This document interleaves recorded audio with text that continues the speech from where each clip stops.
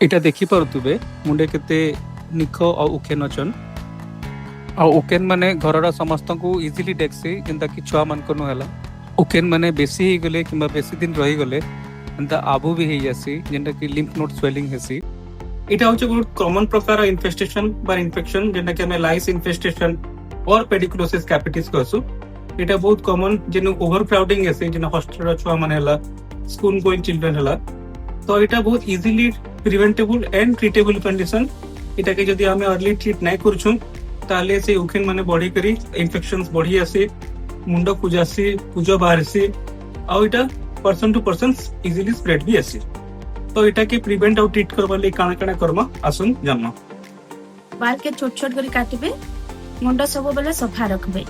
Doctor जे prescribe करिछन shampoo के भल से मुड़े रखबे, आधा घंटा तक मसाज करबे आ धोइबे। बाल सुखी सारला परे उखेन पानिया रे पुणाबे 10 दिन तक। घर जेते भी बेडशीट पतर अच्छे जेते यूज करूछन आपन सेटा के भल से गरम पानी रे धोइबे, खरा रे सुखाबे, 3 दिन पर यूज करबे आ आयरन मारी कर पिनबे। मुंडरे किछि भी याडू सियाडू ना लगाबे जेंता कि किरोसिनी हो कि आउ भी किछि अलगाटा अपन होम रेमेडी हिसाब रे घरे भी ट्रीटमेंट नै पारबे जेंता कि आधा विनेगर आ आधा पानी रे डाइल्यूट करिकरी अपन मुड़ी के धोइबे।